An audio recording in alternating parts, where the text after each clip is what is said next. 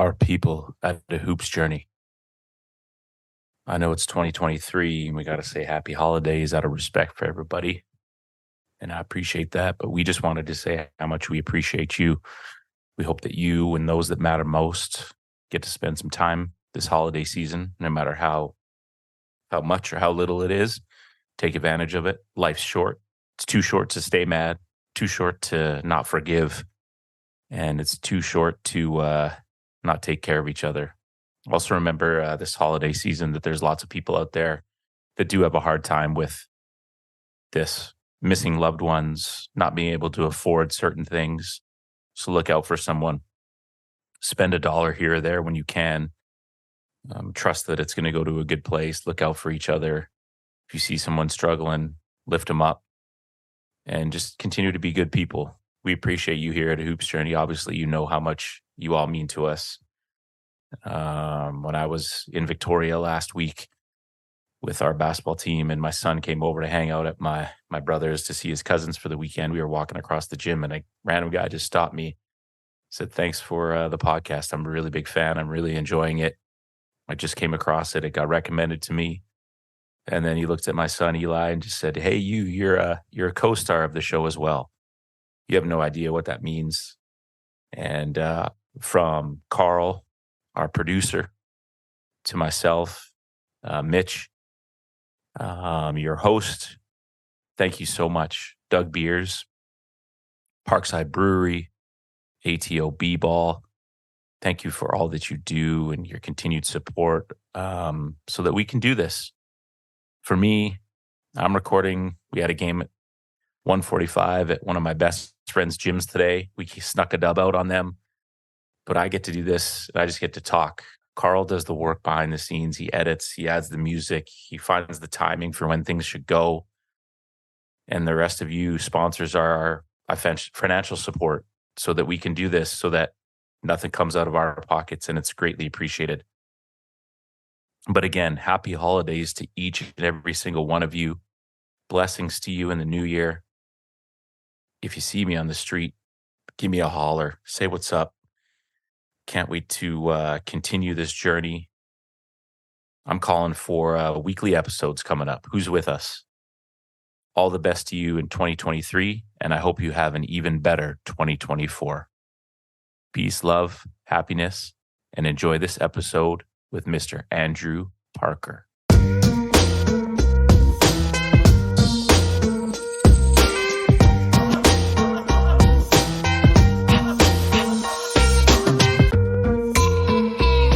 Ladies and gentlemen, welcome back to A Hoops Journey. 124 episodes in. We're going to the middle of Canada, but definitely not to be forgotten. This is an OG in the game, and I'm guessing if you know the name, then you instantly think of possibly dunking with his elbows. But a gentleman who has not only taken his career path basketball-wise, he's morphed that into become a well-rounded human being, affecting his community. And if you were to ask and mention his name in the Edmonton community, I believe they would call him, like we like to say on the show, a triple OG. And he's also a real one. There's so many layers to this, and I'm really excited and thankful that he was willing to do this.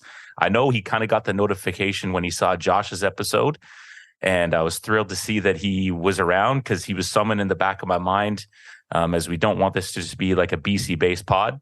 But we have none other than Mr. Andrew Parker with us tonight. How are you, my man? Shout to the best coast, West Coast, BC. Shout to all the family out in Van City. Shout to Vic. Shout to Kamloops. Shout to Burnaby. Shout to Penticton. Shout to Kelowna. Shout to everybody. Y'all do everything so fresh on the West Coast, so we love y'all so much. Okay, and we don't have enough time to go through all that, but that's a lot of that's a lot of shout-outs. That's what That's I do, a lot of man. love. That's what we do on the north side here. We shout out our people. So yeah. And like I told you, my man Blaine LeBranch is on the road. He's currently in Miami on a way back for vacation. I had to let him know that we were going to chop it up tonight. Yeah, tell him why he didn't take us then. Why he didn't take us. Why Why he leave me in Selfish. this cold Edmonton? How is it? How's the wind? How's it going out there? Are you You know good? what? This is one of the first Decembers since I've lived here for almost 40 years with the exception of like playing overseas and stuff. Mhm. And we don't have a lot of snow. It's chilly, but we don't have snow this time. Like, so I don't want to jinx it. I hope the man up above or whoever doesn't be like, "Oh, you didn't have snow, did you?" And then just dash some snow on us. But Miami, when I'm seeing his pictures, I think I liked a million of his whole entire Instagram stories. So shout Blaine LeBranch, that's my brother. I kind of stopped because I was like, all right, man, that's enough. To rub it in, man.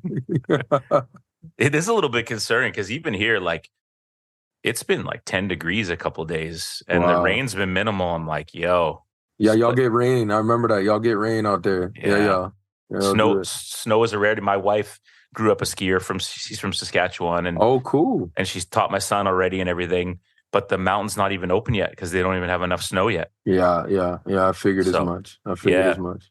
So how are you, man? Being a teacher, you got the last few days here. I think only, we are blessed to get lots of time off. So we never complain about that. Right. But kind of just when you get to this point and you know that it's there, the kids are starting to pack it in mentally. And I'm sure you're feeling that a little bit. How you doing? How's life? How's teaching? And what's your plan for the holiday season? Life is good. I was at another school for about 10 years, and then this is my first full year at Rochep, which is a basketball powerhouse. Yes, it is. But it's also now a very multicultural, very inclusive school. So we are winding down, but there's tons of events. We have a very strong Indigenous population, Black population, Asian population, South Asian population. It's just spread out so much that this last week we're getting to see everybody's parties, everybody's get-togethers, potlucks, and it's beautiful.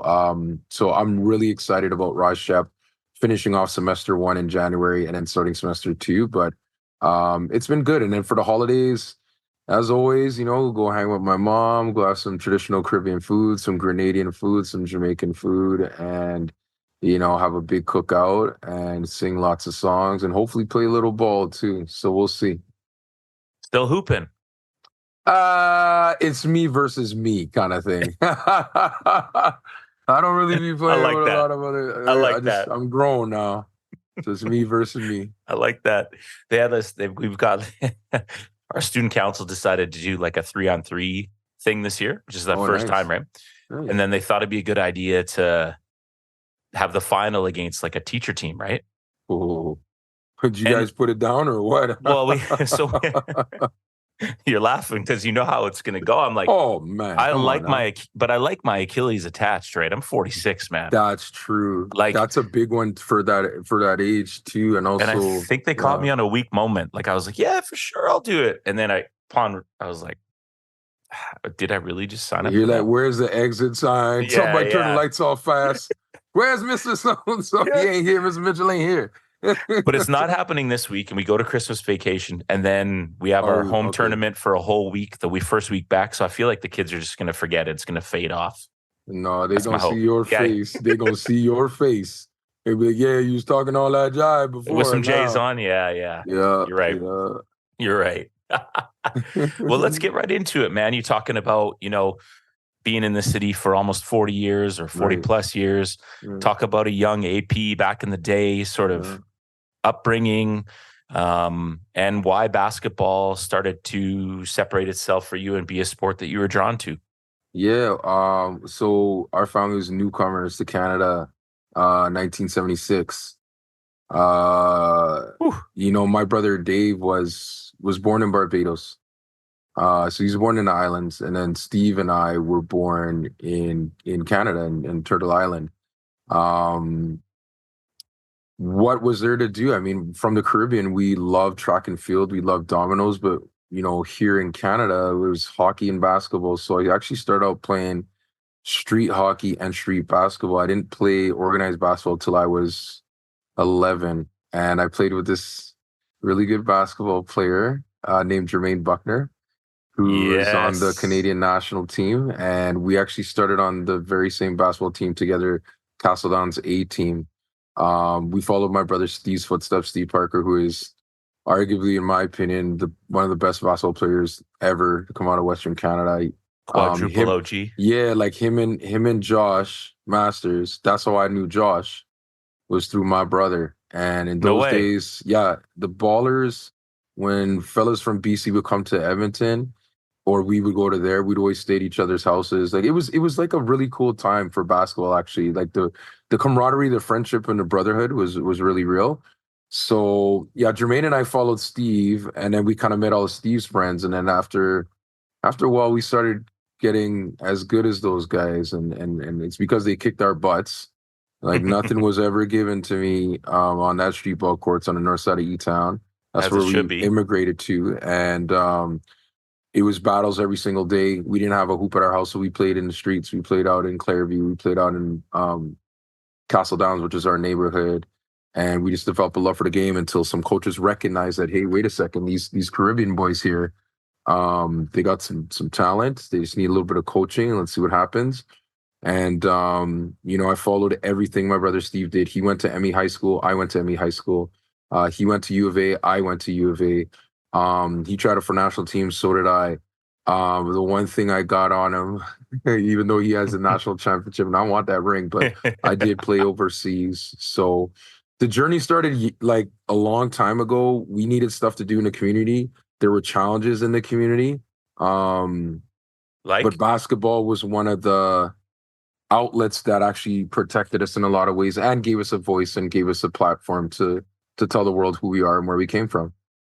now when you talk about challenges, is it safety challenges? Is it time, money, and energy No, challenges? it Is it was it just was facilities? no, Yeah. it was uh, being a newcomer Mm, sometimes has a lot of challenges in terms of how you're perceived. We didn't necessarily have the best outlets other than sports for a while there until like education started showing that we could fit in there as well. My community particularly, we lost a lot of young brothers to the game, to and not basketball, to the streets, to violence, to mental health. From about 1998 to 2010, it was like fellas in our community were like dropping down. Like it was really sad for a time there. So we kind of took it upon ourselves as athletes to let people know that that was happening, but also saying, please come to our community and support these youngsters and put some faith into their hearts so that they can make some really good choices. Until eventually we became those people creating those programs. So yeah, it was, a couple of my friends, we were homies in high school, and 1 year after high school, it was like deported or violence, sometimes incarceration for a few of my buddies. And, that was a real reality to me. That was a reality check.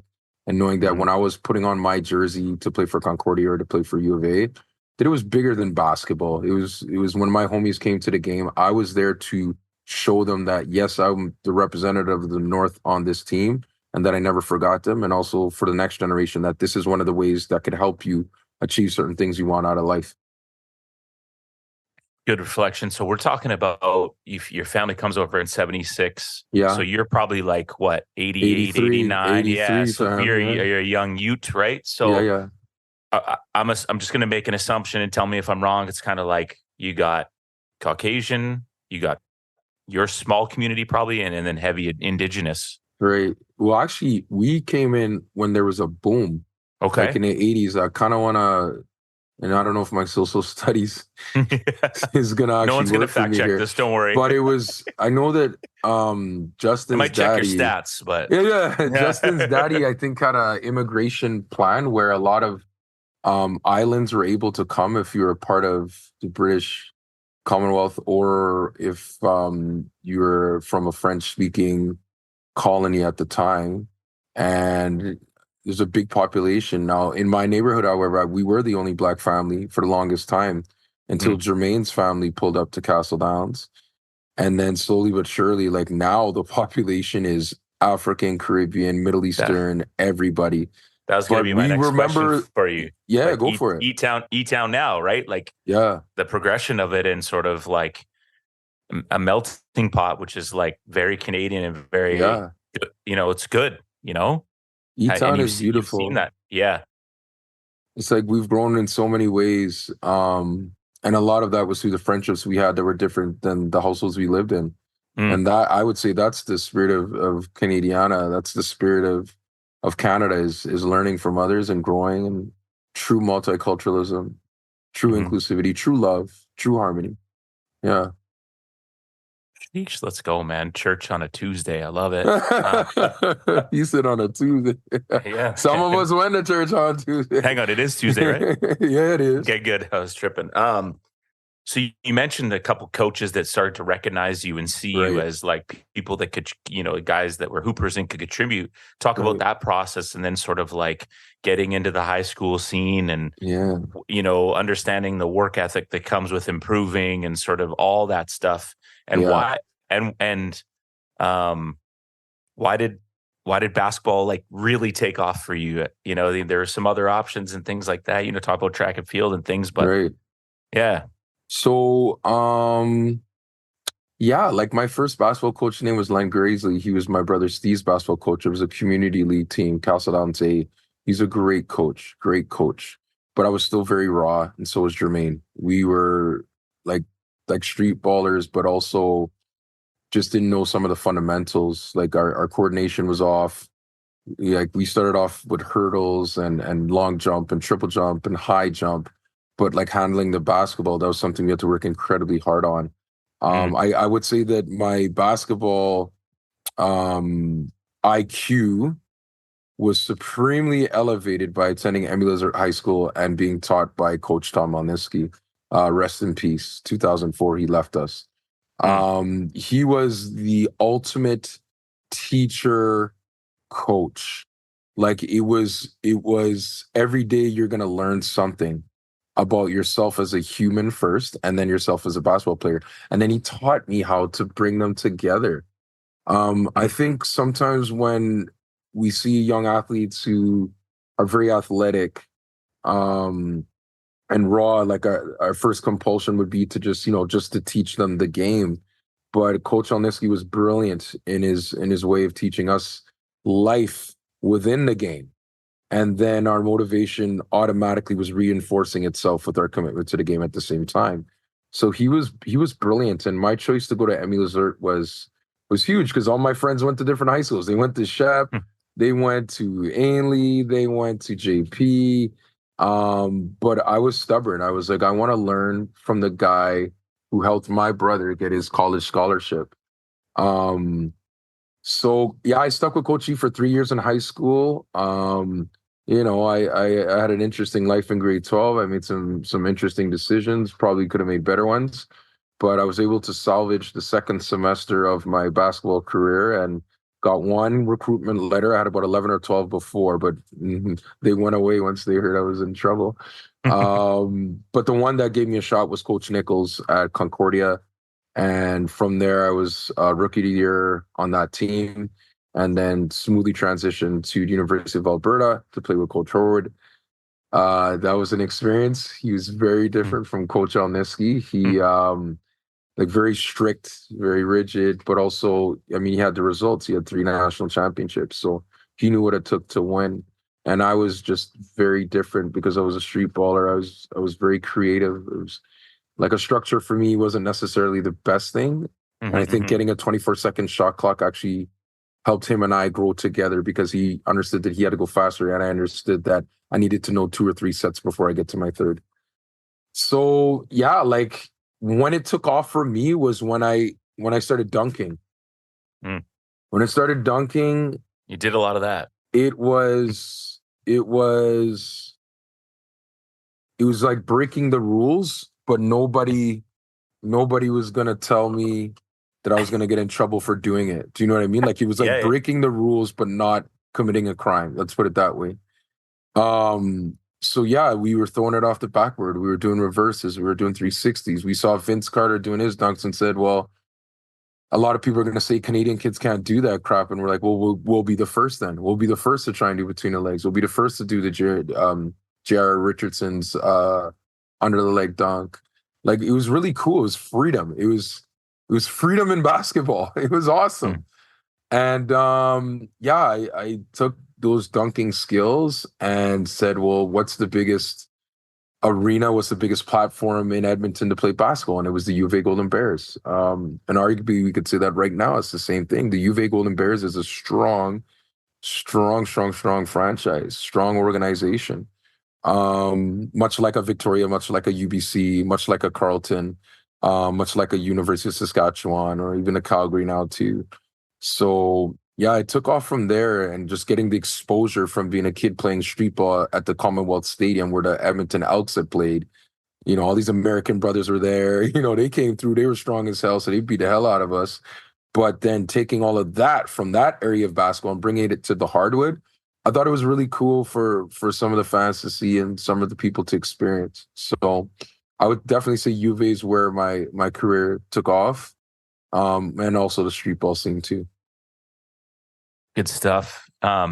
Did you play a provincial team, or were you just grassroots? Deep. Yeah, This politics, is the right? deepest story. Politics. Well, This is a safe space, my friend. it was a bit of both. Both. It was a Yeah. bit of you know, some folks in my family being like, okay, it's $400 to try out for the team. Sure. And then being like, are we gonna do it? Versus some of the guys that were on that team had played for 8-9 years. And I'm coming in just completely like not even a part of that. And even though my brother did play for the provincial team, but I didn't play on a provincial team. I didn't get an all-star. I've been a journal all-star, but I did go to the dunk contest and I did have fun there. But it was very organic. It was like, I'm here to learn. It's going to be hard, but who cares? Let's get the job done. I told you. Hey, what's up, youngster? What's going on? What's going on, youngster? How you doing?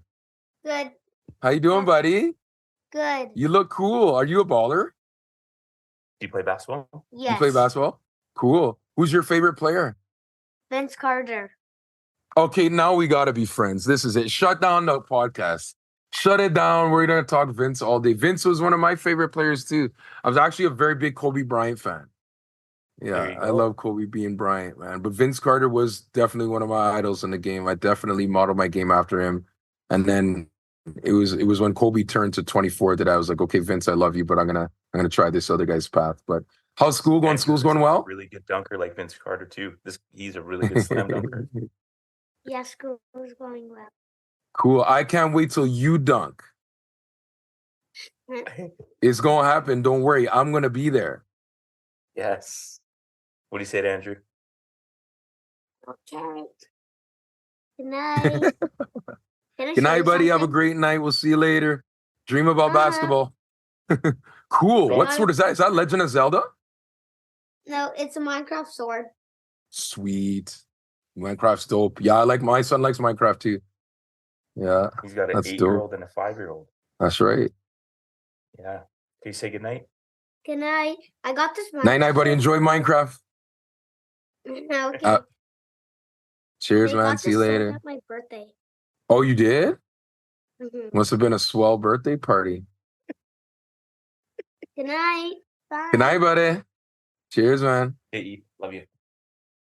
Keep tight. Okay, see you in the morning. Love you.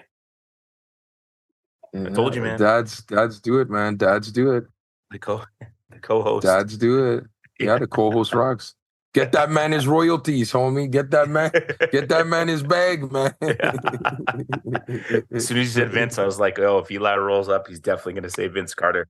Oh, man. Vince is, oof. Yeah.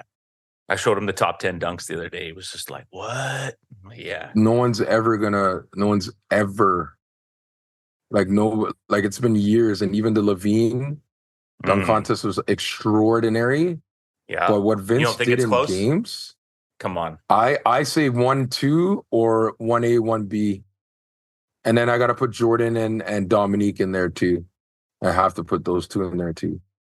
I But like that list. Vince was, oh my God. It was he was disrespectful. Let's put it that way. The one against Indiana where he like sweeps left and it's like On on the other Mullen. side. Come on now. Mullen. Mullen was under the bucket. You got past Mullen and went boom. Yeah. And I'm like, you could do this in a game? I'm like, you can do this in a game.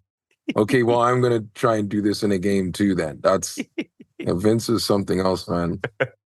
He's in the hall for sure. For sure. Okay, now you gave some good reflection about sort of like the non-provincial team, but then knowing, and you've mentioned many times that like kind of your brother was like the model, right? So, how were you able to work through that, keep that passion? And like you said, so you go to Concordia, kind of a freestyle of play. What does that even mean to you? Is it just mean that like that coach recognized that it was kind of the college level and was gonna just sort of was he wanting to move you guys on? Yeah. Well, what was different about it? The program was young. The year before I got there, they were a men's league team. They're a men's league team that just played men's league and called themselves Concordia. So Coach Nickel like built that whole program up by himself. And he kind of brought me in as like, this rook, he's 18. I have a couple guys on the team that are 26, 24, 27. But he's like, this guy, like, he's got to play. Like, I'm not going to hold him back. And I respected him because it took me about, I think, 3 or 4 games to, like, just be like, Coach, I think I'm ready to start. And I obviously never said that to him, but I kind of, like, proved it to him. I showed it. I was like, okay, if this is the 6 guys that are playing, and I love them all, great teammates. But I was like, if there's 6 guys on this squad that I have to defeat in order to get a starting position, those guys are going to have the hardest practices of their entire career. And that's what we did. It was the first time we ever went to provincials. The first time we ever won a playoff game was versus Eddie Richardson's SAIT team. Eddie Richardson. Eddie Richardson. So we all know each other. Pulling out names, dog. Yo, Eddie. Well, first of all, I mean, I played at Langara, right? So these are my, so yeah. Like Eddie's made his name in this game. Eddie was a phenomenal athlete before his injury, and even after his injury, he developed a 3-point shot. So I respect Eddie. Eddie's a very good businessman as well. And his cousin Matt Sire is a part of the BTA that I work with too. But yeah, we were able to beat them one time, and then we took on Nate in the provincial final, lost by 6. And after that year, I was just like, it's time to go find my brother's path and go to U of A. I reached out to Scott Martell, and Coach Holden said I'd like to play.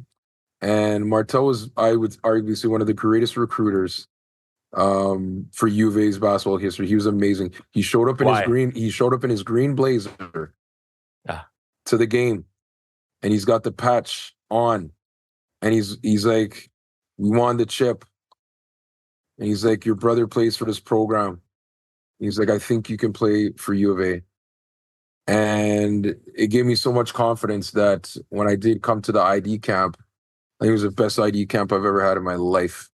It was outstanding. There was 7 other guys that were recruited before me that already had their scholarships. And in that same year, I made the team. I got into Slam magazine, and the rest was history. The rest was history. And it just became a dunkathon, a Canadian dunkathon. It was me and Henry Beckering. It was me and him together, just dunking all over this nation. I was actually going to say, when you were talking about like going in dunk contests, I was going to be like, you and the Beckerings. Yeah. Henry was. Yeah, listen, Henry's the dog. Like Henry, like he was on Best Damn Sports Show and this and that. Ross. Low key. Ross is one of the best basketball players, complete basketball players that I've ever seen and played against. I loved Ross Beckering. Loved the guy. Always gave him 5. He was good to my homies in the city, the Champagny family. Like, he had a beautiful heart, a good person. So it was hard to hate those guys when we played ball against them. It was hard to hate them because they were just such nice people. But I think me and Henry kind of knew that we had a time, like that one year was was powerful for basketball in Canada because it showed that the viral era had met Canada basketball. It's actually true. Yeah, Like you make a good point. Not to cut you off. Like I still remember Henry came out to like some sort of club thing out at Cap College, and like he the dunk contest, but also like grainy YouTube footage. But it blew up, man. Like it blew up that everywhere. That's like some OG stuff right there. It's it true. It's yeah, it was the viral era. It was before that. It was the programs would give you a video of the players and you'd see who they are. Yeah. And then you'd be lucky if you got on TSN, like if you went to nationals, and then that was cool. But then with Henry and myself, the internet, YouTube, mixtapes, and I would even tie that in with the boys, the Nautic out in BC. Shout out. And like there's a lot of us at one point in time between Ontario, BC, Alberta, just started putting ourselves out there and said, okay, well, let's see what the world will do with this. And now everybody's doing it. You know what I mean? Yeah. Everywhere. Yeah. Instagram's whole platform, all these NBA teams even have to hire people to be their video mixers, and they're making lots of money too. For real. Shout to the game. If you're a basketball player out there in the Lower Mainland or BC in general, and you're looking for somewhere to play, we have a proud sponsor, and that is PGC Hoops. You can find them at pgchoops.ca. And the thing that makes them unique and that we're proud to sponsor them and them be a sponsor of us is it's a true nonprofit basketball organization found in the east side of Vancouver. The mission is cost-effective elite basketball for all. Find the website, take a look, register your kids, register yourself, look for the programs. And if you have any questions, reach out to me and we can contact you with the right people. This is a good program for the right reasons. We appreciate you, PGC Basketball.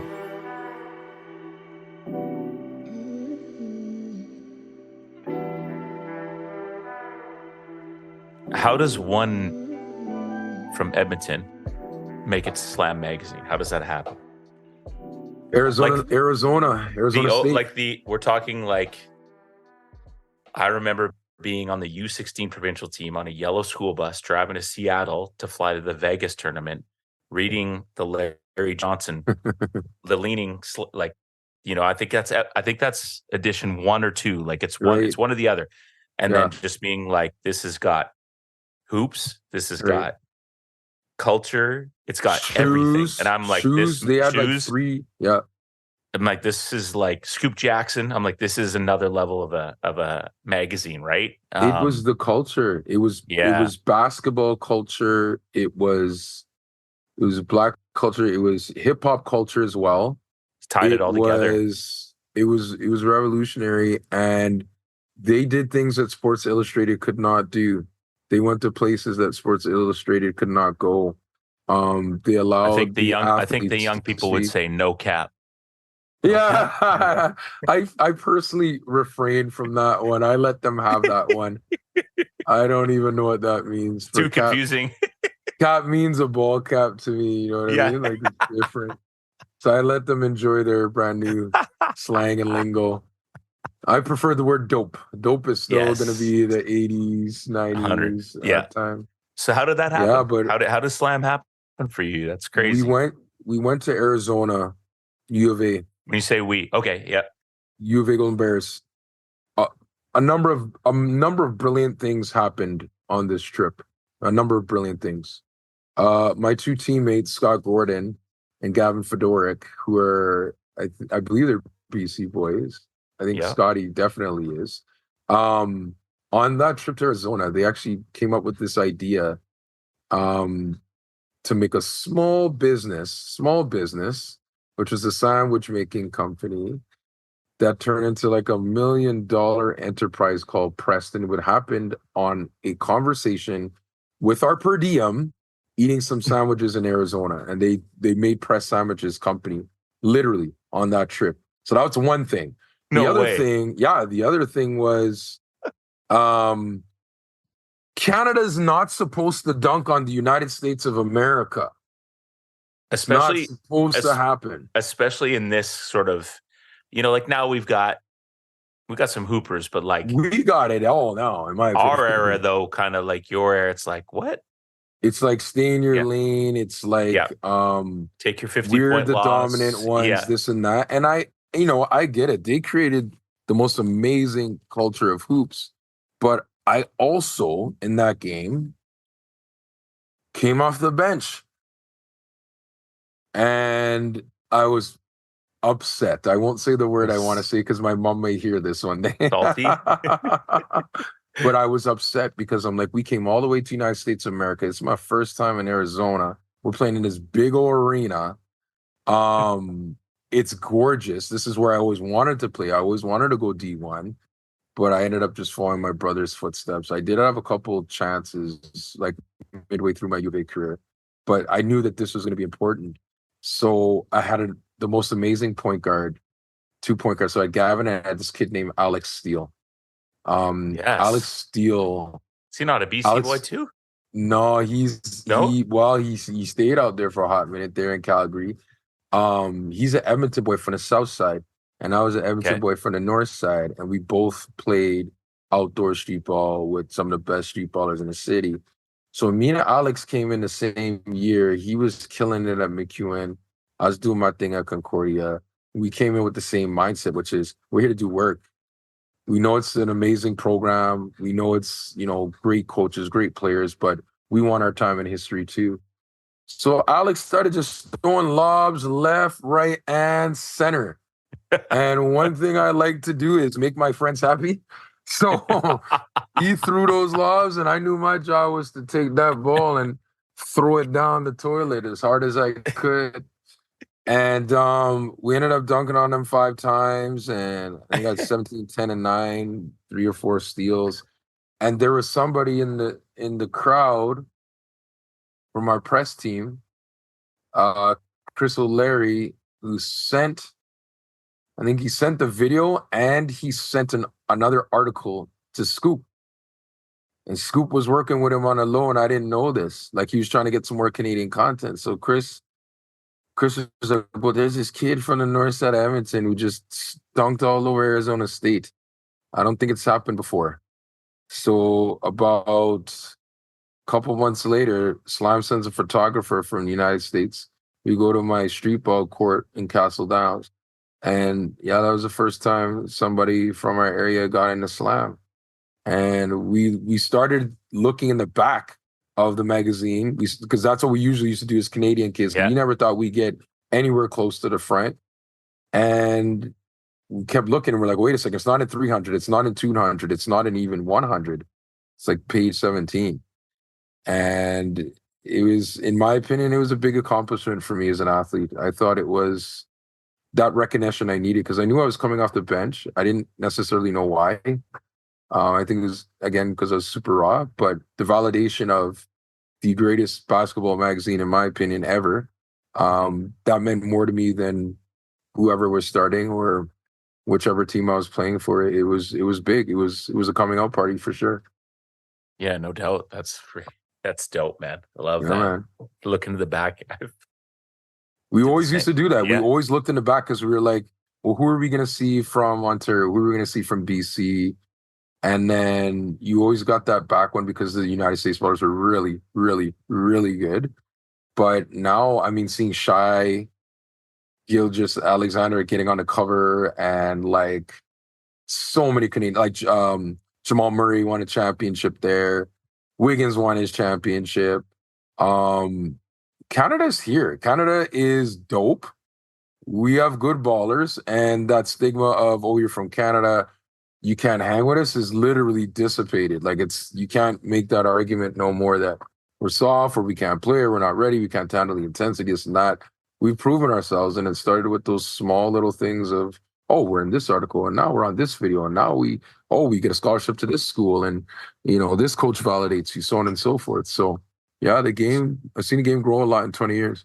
It's true. You ever hoop against Sammy Salter? Yes, I did. Yeah.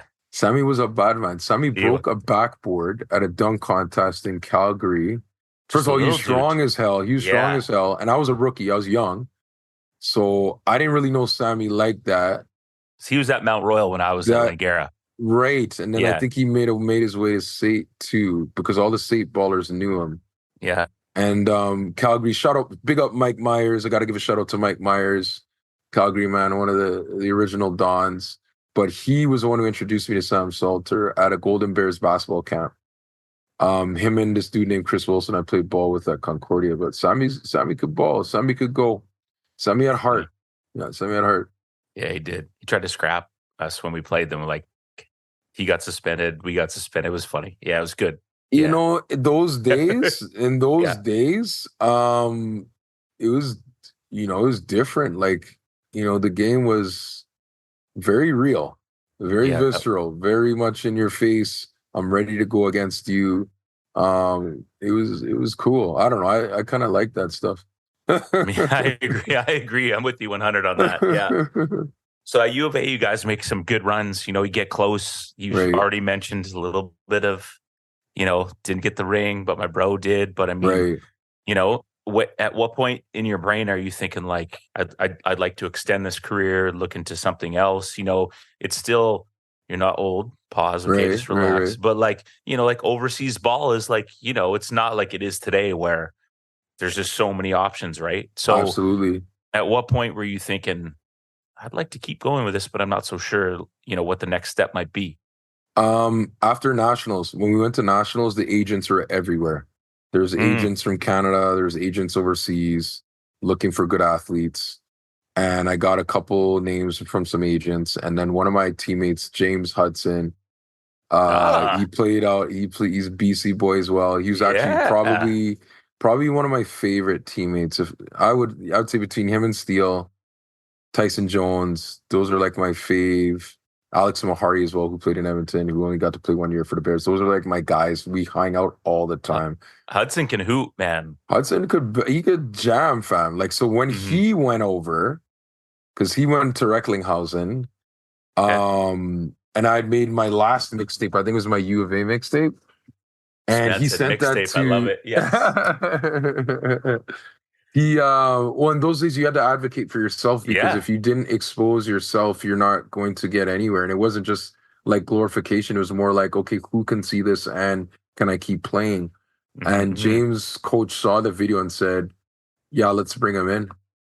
So I'd finished playing for the Edmonton Chill, which eventually became the Edmonton Energy, which, morphed into the Edmonton Stingers. So there's a billion different incarnations, even before there was the Skyhawks. And James was like, come play with me in Germany. And I was like, I ain't never been out of Edmonton except for the Caribbean. I've only been to Toronto a few times when I was young. And I've been to Calgary a few times, but Germany sounds like a hell of a great place to go. Now, is the degree done by now? Yeah, I did. Yeah. I did like a spring-summer session. Yeah. And then I finished it off, and then I went over. So that was my first degree. That was my Bachelor of Arts, Sociology, minor Psychology. And then I played overseas for 3-4 years and played in Edmonton and played in the States for a bit in the IBL. And then I came back and got my second degree once I was done playing, when I was coaching basketball at MacEwan University. So, yeah. Oh, you helped at MacEwan? Yeah, I was the assistant coach for Pete Garachi. Shout to Pete. Shout to PG. Big homie PG, who was he was a good friend of he played with Nash, he played with all the best those guys, but Greg Francis, rest in peace. R.I.P. for sure. Our guy, that was our guy. When they came to my birthday party at my girlfriend's house, who's now my wife, while we were coaching at MacEwan, I was like, these guys are the coolest freaking guys I've ever met. Like, I love both of them a lot. Peter was an amazing competitor, even as a coach. I would say he was fierce. And we had one meeting. We didn't sit down for coffee. We didn't go for dinner. We met at the court. And Peter's like, yeah, so you used to play ball. Saw some of your highlights. Got some pretty good dunks, man. And I'm like, yeah, man. I mean, I heard about you, man. You're friggin' Canadian national team legend. And I was like, there's some good ballers in the city. He's like, I know. He's like, there's some good ballers in Canada. I'm like, I know. he's like, okay, well, we'll see you tomorrow. It's 4:00 and practice starts. Recruiting's there. You're there for the open gym. You're gonna run this, that, and this. We'll watch some game tape together, and the rest was history. And he was awesome. And I'm trying to That remember. sounds about right, man. Yeah, I'm dying. he's a good person. I've been out with Pete a few times. That sounds pretty He's on a real par. one. He's a real Yeah. one. Yeah. I respect him because he knew them boys out in Ontario. He knew the fam in BC, and he respected me. And when you have a good coaching relationship where someone actually just respects you, you can coach forever together. And we would have if he didn't make his move. I think he eventually moved on to, was it UNBC or UBCO? UBCO. Yeah. Yeah. And then Eric Magdance came, and I did a couple years with him. And once I was done my degree, I was kind of like, yeah, no, let's be a teacher. Let's do this, and let's coach some basketball in my old high school. So I did that for 10 years. When you got into coaching, yeah, was it like a pay it forward thing? Did you see yourself like, even when you're at U of A hooping, are you thinking like, I think I'd like to coach, whether it be like local youth or high school, like, or was I was doing it the whole time. That came up? Oh yeah. Yeah. So when I was like, we grew up in the YMCA. There's this place called the Castle Downs YMCA, and you either played two places back in the days. It was Commonwealth Stadium, which is like downtown-ish, and then it was the Castle Downs YMCA. And in the YMCA, I started coaching kids from when I was like 15, 16 years old, and I just never really stopped. But when Coach Olniski passed away, that's when I was like, I want to be an official like teacher coach. So, I did the McEwen thing to get my experience, but also to like continue my love of the game. I just finished playing pro, right? So I was like, I still want to be around. And I was still having fun in our little scrimmages versus the university guys. And they're like, how are you still beating me? I'm like, well, because I'm hungry as hell. And I want you to develop that hunger. And we had some great players. Denzel James, whose little brother is Jeffrey James, who played for the Bears. He's the all-time leading scorer in McEwen history. Keith Gerdes, great player from Harry Ainley. Tom Stroniak, Adam Boyd. Like, I remember those players. I recruited a few of them. But it was more so just staying close to the game. Like, when you're done playing, you kind of just want to stay close to it sometimes. You know what I mean? Yep. Well, I hear you, man. Still am. Totally. What was it about Coach's passing that really made you motivated? Was it just like, like what you made a point of mentioning that. Right. Was there something specific there, or was it like just sort of a subconscious thing? Or well, he was like the one, like he was the dude who like believed in me, if that makes sense. Like if of course he was in my corner. If you asked a couple of my other high school teachers who was I, they'd have a completely different story than Coach Olniski did. He was a family man as well. His daughter, Stasha and Tova, I talked to them like almost every single week. His grandson, who we actually never met because he passed away before Jade was born, we're really, really tight. We're very close-knit. So for him, 2004, he passes away, and I'm looking at it like, but Coach didn't get to see me finish the chapter. Do you know what I mean? Like, he didn't get to see like what he believed in versus what maybe the city didn't understand. So when I got to U of A, like you can see it even in the videos, like every time I dunk, I'd point to the sky. It was mostly for him and like, a couple other brothers in the community we lost. So coaching became real. Basketball became even more real when Olniski passed away, because that was the one person I actually wanted to play in front of. I didn't play in front of my family before, but Coach Olniski is the one I wanted to see me shine.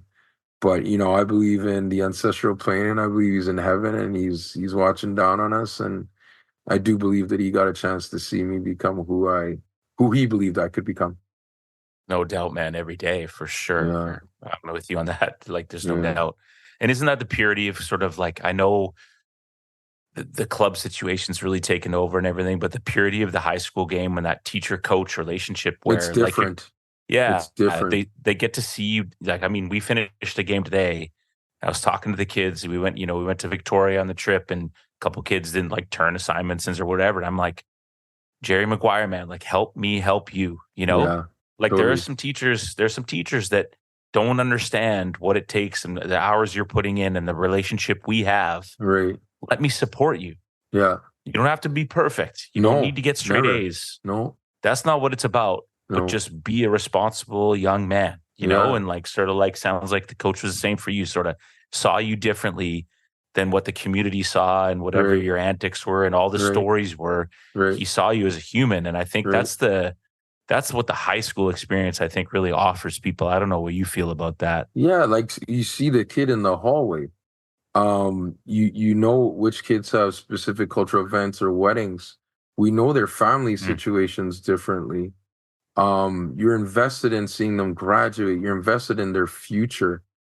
Um, you're invested in them as a human being, like you see them as your sons. That's a deep level of coaching. When you see them as like your sons, your community, your people, your younger brothers, your younger mhm, sisters.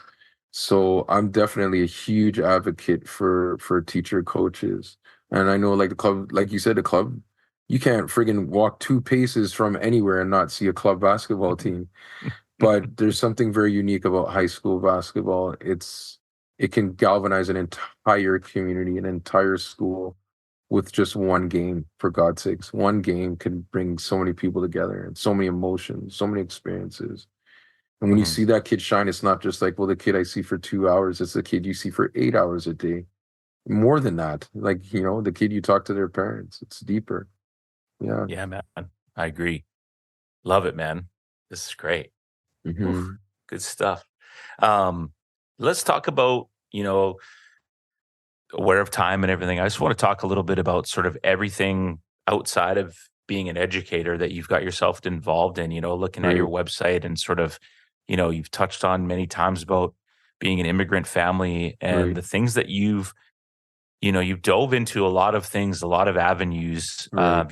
You've been a voice for a lot of people that maybe weren't a voice for you. I mean, obviously, you had a good family unit, but um, why are those things important to you, and why do you continue to do them? And touch on as many of them as you want, because it's hard to keep up for real, for Right. real. And kudos to you, brother. Thank Like you. for Thank real, you, like brother. Thank you. many props for sticking your neck out and sort of like fighting for what you believe in and continuing to Right. be a voice in your community. Right. Because I think it's amazing. So it's one of the big things that I wanted to talk to you about. Yeah, it's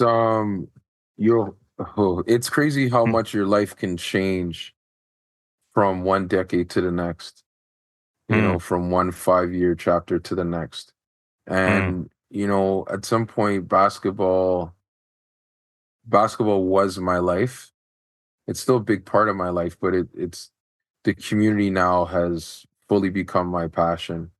Um, we have a young generation right now that needs support. They have access to so many different videos. Half of them we as adults probably will never see unless they show it to us. And sometimes it's really, really, really hardships.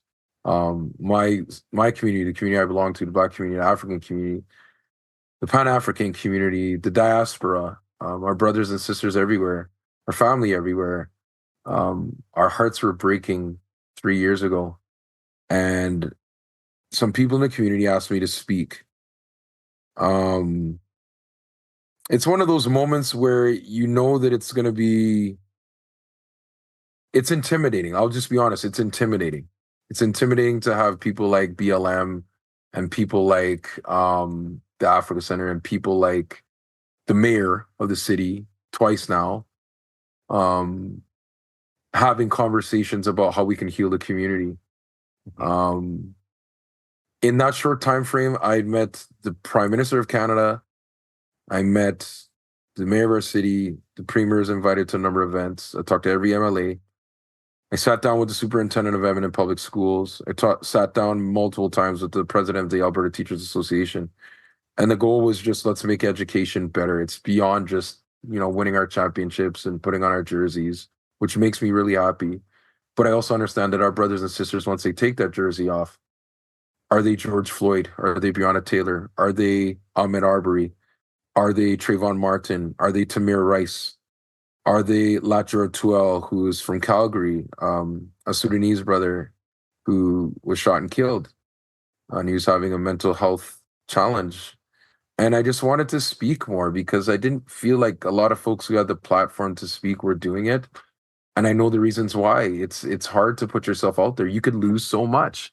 You could lose so much. You could get in trouble. You can get this and that. But if it's going to help humanity, and this is the path that I'm on, I'm going to speak, and I'm gonna give a voice to people whose voice sometimes gets overshadowed by what the dominant ways of thinking in society are telling them. So yeah, I started out at Mekoansa, and Matthew Sire, who's Eddie Richardson's cousin, started the Black Teachers Association of Alberta. And we've been running for 3 years now and putting on effective programming for youth and combating things such as, racism and bigotry, and creating support systems, having liaisons in schools, bridges to post-secondary institutions, and literally doing the work that we don't get paid no money for this. We don't get paid no money for this, but it is necessary to show education that, yes, there are other paths, there's other ways to reach people.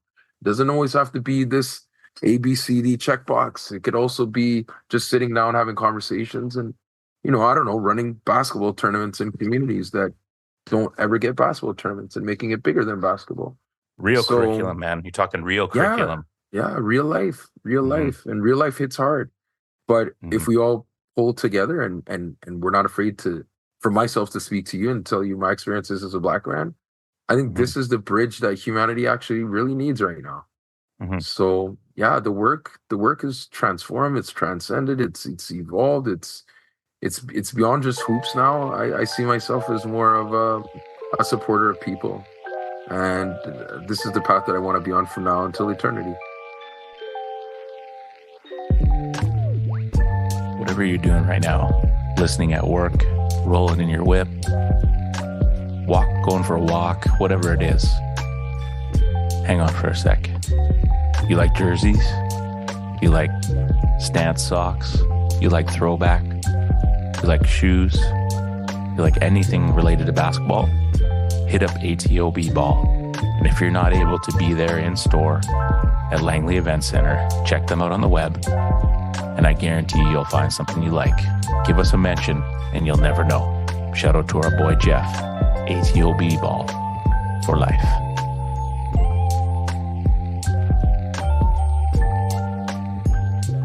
I love it, man. And then I think too, at times maybe, and tell me if I'm offside here, but sort of a community like Edmonton, sometimes it's kind of that white, blue collar sort of one way of thinking, and it can be hard. And for you to I remember seeing the video of you when you did that. And I remember seeing all that stuff and for you to step out there, how it probably empowered so many people that you still don't even know to this day, because you were good at putting a ball in a hoop, but then you were able to realize that that equates to taking your brain and your heart and your passion and helping others, which at the end of the day is really what it's about. If you're an asshole your whole time playing basketball, James Hudson wouldn't text you back. Pete Garachi wouldn't hire you. You know what I mean? Yeah, totally. Your mind, it grows and it expands. And I don't know when you started to think this way, because it seems like at a young age, the things that you were talking about even earlier in the episode, right? The way that you process things, your brain is just built different, man. It's different than mine. You were picking up things that a lot of us weren't. And I think it's really powerful and important that people know that it's okay to be vulnerable and throw yourself out there, right, but also to take your skills and talents and use them for good, don't be afraid. And it's awesome, man. It's really gives me the warm fuzzies, man. I think it's fantastic I was inspired by Martin Luther King and Muhammad Ali and Malcolm X and Nelson Mandela and Harriet Tubman and Marcus Garvey. So as a Jamaican, we were well taught about Marcus Garvey and Bob Marley, for Pete's sakes. Yeah, the Lion, man. Bob Marley was the words. Yeah, he was a philosopher king, a revolutionary, somebody who knew that his music wasn't just to make you dance; it was also to make you think and also to make you feel. And artists like that, like Tupac, and Kendrick Lamar, people who will say things to make you think, but also to make you come closer to what it feels like to be in this skin, and to experience this skin in this world and society where a lot of sometimes stereotypes are thrown onto, and a lot of fears are placed on you when you literally just want to exist. And I think that by starting like the BTA and BSAs and supporting other groups showing solidarity, we'll just understand ourselves a little bit better and hopefully change this world for the better, man. Like, do we really want our kids to grow up hating each other? Like, that's going to be like terrible. Like, you go to every single grade every year and it's like, oh, I hate that guy. Why? I don't know. He looks differently from me. Like, why not the opposite? Why not the opposite? Like, let me try this samosa. Let me try this Jamaican patty. Let me try to speak in Spanish. Let me understand what the significance of a turban is, or a keffiyeh, or a yarmulke. Like, what? Like, let me understand Ramadan. Let me understand these amazing intersectional pieces that exist in Canada, and then tell the world how much we love that. So yeah, the work it's beautiful, it's challenging, it's tiring, but it's meaningful and it's long lasting, and it's something that I and many others would say that we are proud to do and honor to do. Good on you, man. Right on. And your 2 kids are watching you every day. Don't forget that. I'm They're watching them you too. every day. Yeah. Watching them too. Probably more than they want. Hey, Now listen, it's all good till they turn 18. I listen to a ton of podcasts. And one thing I can't stand is when the host like just starts talking about themselves and telling a story. And I try to take pride in just being a good listener. But can I just tell one story to you? It's Shoot. resonating with me. Okay. So I'm like 2008. I work at a Christian Brothers school. It's a Catholic Christian Brothers school. The Christian Brothers have not been perfect in their own actions at times, but their purpose and meaning is to serve others. It's Right. the first Christian brother was from Ireland. His wife died of cancer. He had a daughter. He took kids off the streets of Waterford in Ireland and helped them and supported them and created a school. And next thing you know, we have all these schools all over the world. Right. So I had the opportunity to go to Africa. I got to go to Kenya. Cool. I spent 3 weeks in Kibera, the second largest slum in the world at the time. Right. No running water, like no nothing. So we went to the school. I spent 3 weeks at the school every day. So many great experiences. Just, like it was just overwhelming. And then we ended up in Tanzania, went to a couple schools there, and we did kind of a Q&A with the kids for some reflection. And the biggest thing that stuck out to me said, one of the teachers from England asked, what can we take back? Like, what's the message you want us to bring back? And you're thinking like, they're going to say, send us money, support us, do this, da, da, da. And this like 15-year-old girl looked us all in the eye, deadpan, and she said, help your own community. Help your own community. And I almost fell off my chair. I was like, last time you were in Vancouver, we got the downtown east side. There's needles, I there's know the struggle, east. I know the east. I know the right? east. I've So been it's like, well at playing. so just like to hear what you're doing. And like, for me, I was just like, that girl could have given so many answers that would have been selfish or whatever. And she said, just go back to wherever you're from and help your own community. And I was like, man, and the way that you're speaking and the things that you're saying, it's good, man. It's the same message. So, and props. you're doing it too, by the way. You are helping your community. You're helping this hoops community with this podcast, the hoops journey. Like the cosign from Mr. Masters. Like, I don't know if people notice, I haven't done a podcast in a long time, but my big homie said, like, this is a good look. And then Blaine told me literally 10 minutes before we got on screen that, like, you're going to have a good time having a good conversation. And then I was like, you know what? Let's do this. Let's have fun. Let's have fun. Let's talk the game. And I never get to talk the game as much no more because I'm always talking about other stuff. But it's good to talk ball. Like, I feel like I'd love to coach again, actually, too. Yeah, you should. Yeah. And I appreciate you trusting me, man. I know it's not easy. Like, I know someone for yourself whose voice is out there and everything, but I know some people sometimes are like, who is this person and what are we, and like, that's why I was happy that you got on early. I was like, yeah, we could chop it up a little bit before, the hardest ones are when it's just like, we get on. I'm like, business, it's like Right. we had Kayla Alexander. I don't know if you know who that is. Yeah. And she was like, all right, so tell me about yourself. And I freaking love that. I'm like, Right. she wants to know who I am. Like I started telling her about my son, how he's adopted. Like I was just like getting everything, you know what I mean? I was just like, that for me is like, it doesn't take much to connect. And you know That's that as a humanity. teacher. Yeah, Yeah. there you go. Say less. Yeah, that's humanity, is as asking somebody who they are and talking to their kids and everybody feeling safe, you know what I mean? In a space where we can communicate. And love exists in those places where you actually listen to people. Mhm. So hell yeah, man. Appreciate it. You want to do some fun questions? Sure, let's do it. All right. I'm gonna hit you right in the heart here. Let's go. You and four other dudes on the blacktop. Ooh. Yeah, played at 21 or 15, threes and twos, Oof. call your own. Oof. You're back home on the courts. Ooh. Oh, this is good. I can answer this. Okay, Yeah. so dead or alive, NBA Yeah. or not, Your or world. family or not, anything? Your world. Okay, so super It's team. Andrew Parker's episode, my Okay. man. Come on. Okay. Yeah. Well, my brother has to be on my team no matter what. Yep. Steve Parker. Shoot. Okay. Now, yeah, no, my brother. Was that the happy laugh or the evil laugh? Okay, Kobe Okay. Bryant. Kobe Bryant, no matter what. Mm. MJ. Oof, we got ourselves a squad here. MJ. And Got one left. I need a big though. Ooh, no. We're gonna go Bill Russell. Because he was a humanitarian as well. Well, he still is a humanitarian. No, I think he left us, but he was a humanitarian before a baller. Did you know that he was in the civil rights movement Yes, with sir. Jim Brown, Oh, he was Muhammad not Ali, afraid. Martin Luther King? He talked to He was with not all of afraid. them. No, he was not afraid at all. And this was Boston back in they did some really nasty things to that brother.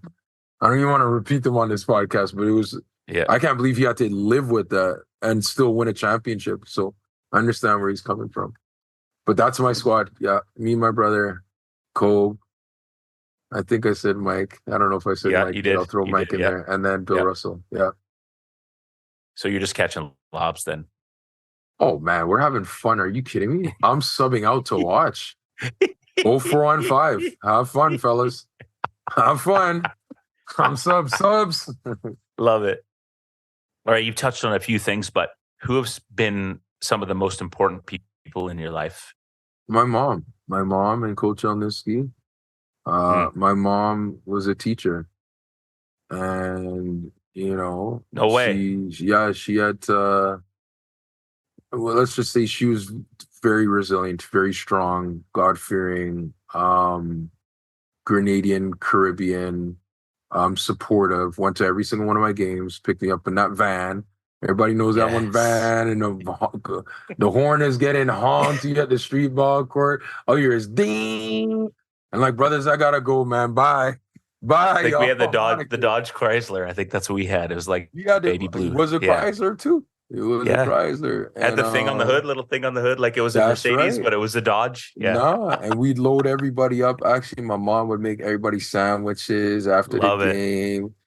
And my mom is my greatest inspiration. My children, my queen, my brothers, everybody in Northeast Edmonton, Northwest Edmonton, the GB Nation, the Golden Bears, and of course my beloved African Caribbean community here in the city, the Middle Eastern brothers and sisters, and Muslim brothers and sisters.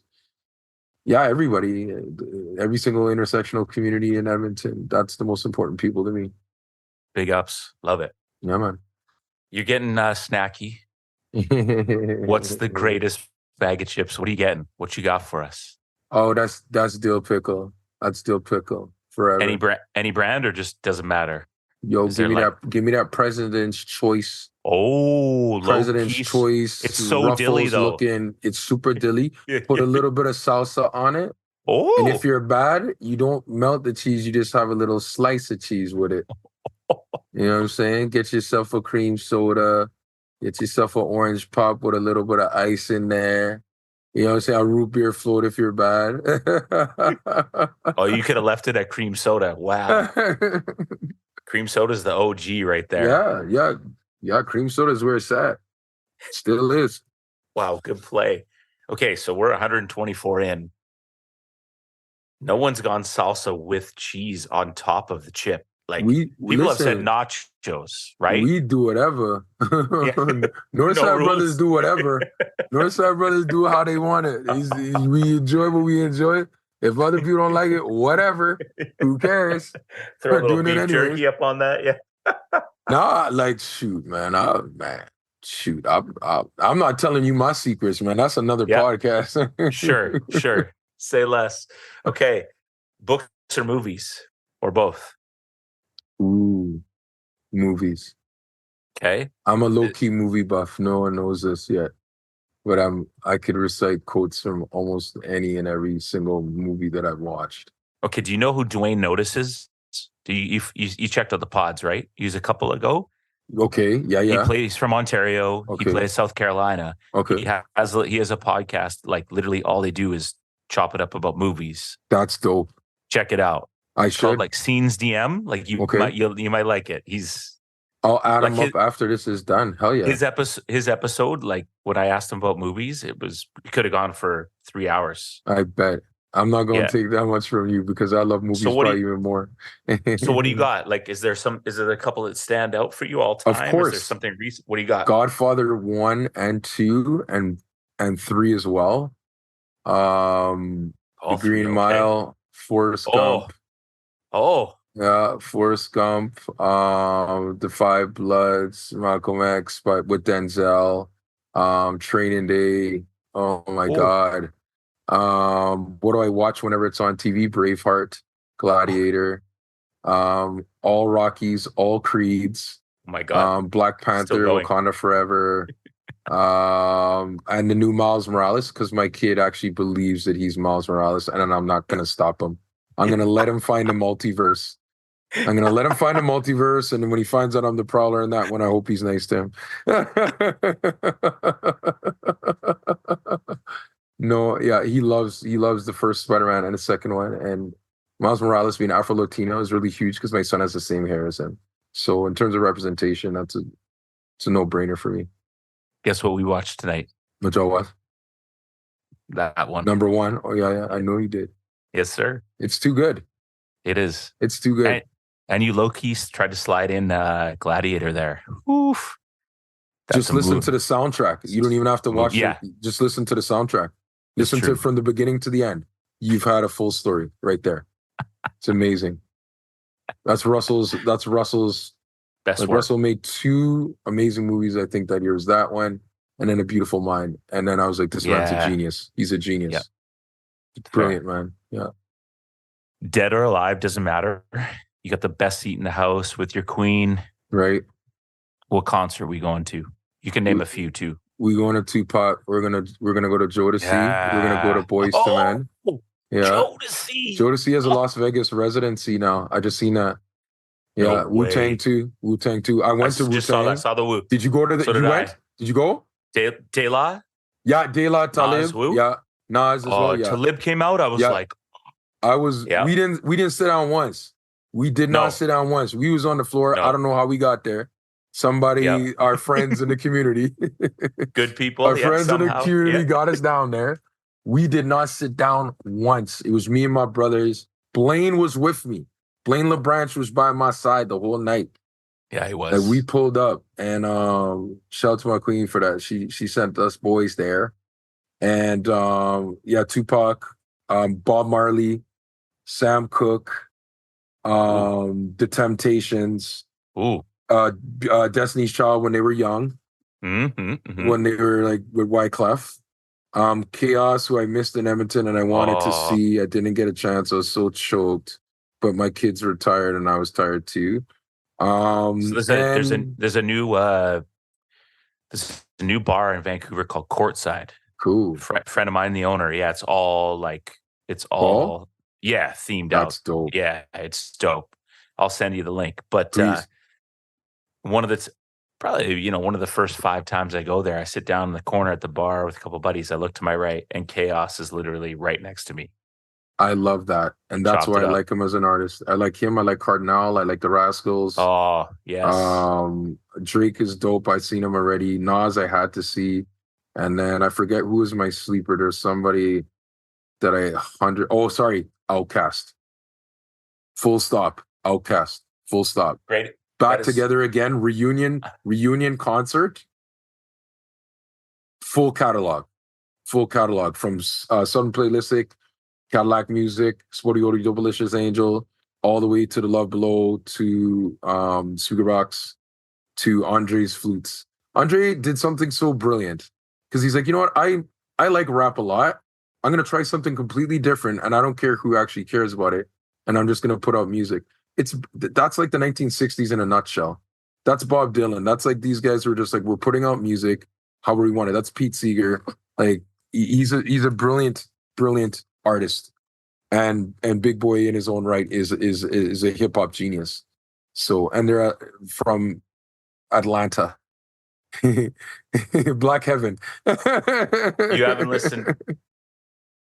Do you know what my favorite rapper of all time is? Who? Andre 3000.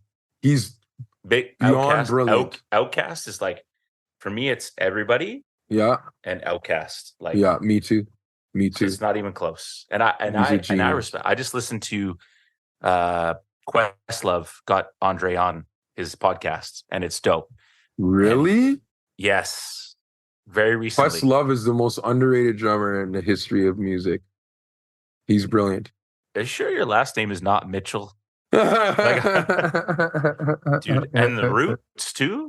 Black Thought is like on another level. I'm so sorry. But he's one of the most brilliant lyricists of all time. I agree. And I appreciate and can love and have thankfulness for people that are artists, no matter what skill it is. But if it happens to be music, when they go, this is just where my heart is. Right.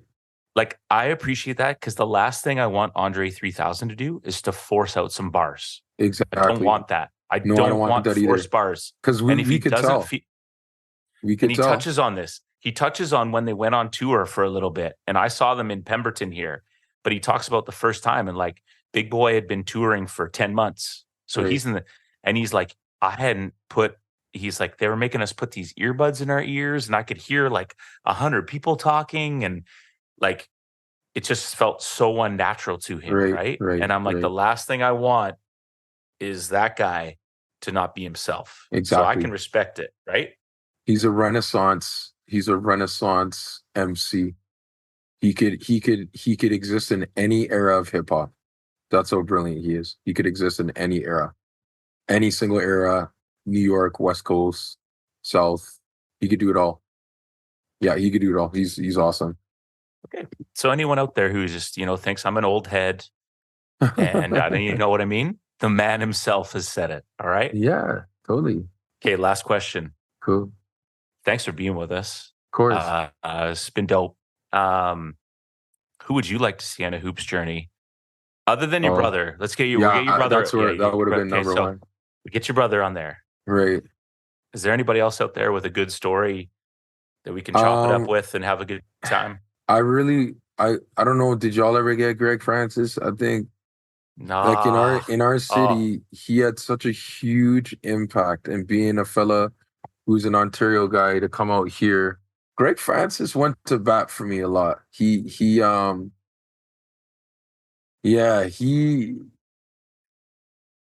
Like our kids, like we hung out a couple times. He had a really good heart, and that's somebody in Canada. I think that story 100% needs to be told. Mike Myers is somebody else I really respect. Eddie Richardson, I respect him. Michael Linkletter, my Métis brother, who was my teammate for the Edmonton Energy. Me and him got along really, really well. We still get along really well. His son, Amari's playing for Nate's college, so he comes to town every now and then. But we just saw things on a Métis Indigenous Black level that was really cool to be ballers too. That's dope. And then who else would I? Shoot, Rob. You got to be the Poole. plug, though. You're the plug, though, man. You want me to be the plug? Okay, I Yeah. could get you. Get Brody Clark. Get some of these young boys in there. Get Dewan Williams. Get Brandon Mikulajan from U of A. All we my had Diego point guards. Mafia. Nice. From Vic, yeah. We need the young dudes too, for sure, 100%. Yeah, the young bulls got a story to tell, and I'm a big fan of listening to them. So I think they could actually change the game. And I want to be alongside. I want to be right by their side when they do. I love it. Now listen, as we wrap it up here, like when this podcast kind of, we started COVID, sort of like throwing names around in your head, and people like you kind of just instantly think around your own kind of era. I know you don't know who I am, but like you're just behind me, so I'm thinking these names, and like to have you on is super dope. And I think it's amazing to just sort of see the growth of people. And that's the fun part, is like, I love that we throw the word journey in, because your journey is still going and there's no limit to it. So thank you for being with us. Any sort of last thoughts, ideas, reflections before we let you go? Yeah. Happy holidays to you and your loved ones. And thank you again, my man. Yeah, just final thoughts. Hey man, I need everybody who hear this podcast to pray for peace in the world right now, man. There's some big challenges happening. Brothers and sisters in Africa, the Middle East, and I'm not gonna say I'm the best Christian or the best religious person, but I do hope and pray for peace in this world every single day. And I hope for that, not just for my kids, but for all kids around the world. So I'm standing in solidarity with all the brothers and sisters in the community that are looking for true justice, true wisdom, true peace, true love, true harmony. And I hope that we see it in this lifetime, because the world deserves to have happiness, and people who are going through strife and challenges and conflicts right now, they deserve a resolution. They deserve a solution. So I'm imploring all political leaders, all leaders in the community to advocate for peace, advocate for ceasefires, and advocate for love in this world. And I say that in the name of the beneficent, benevolent, the merciful, the one who all praises due. We give praise to you, whether that's Jesus, Allah, Buddha, Krishna, Vishnu, Yahweh, whoever you call the higher power, Mother Earth, Father Time, or just a feeling in your heart that makes you feel like I'm doing the right thing. Follow that piece of your heart, and I know for a fact we can change this world if we do. Take a pause there. One thing you don't know is when you switch from iPhone to laptop, I did a little sort of Christmas happy holidays, because I know Christmas isn't for everyone, sort of before the show. And it's the same thing. Like, let's just take care of each other. Yeah. Life's too short. It is too short. There's too much going on, and we just need to pause and sort of like, we need running water, and we need health and safetyness for everyone, man. And I agree. And those are good ways to sum it up. 100%. And I think it's so cool to see someone that was so involved in basketball to take their passions and follow them and be so driven with them. And like you said, they're exhausting at times, but you matter, man. And the things that you're doing are changing people's lives, literally, whether you know it or not. So thank you for that. And thank you for being with us. Thank you, brother. God bless you. Merry Christmas, Santa. Please send me some underwear and socks. I've been good this year. I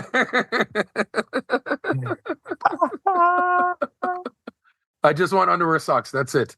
Army and Navy, I don't care where. Dudes are the worst too, right? Like, like me and my wife don't usually get each other things. Like, I bought her like 5 things, and I know she's bought me 1. But like, I don't even care. I just need a coffee and some underwear, man, and I'm good. I told my wife NBA TV and a good bag of chips. I will be yours for eternity. You don't have to worry about nothing. Dill pickle off top with salsa and a slice of cheese. Slice of cheese on the side. East Side style, man.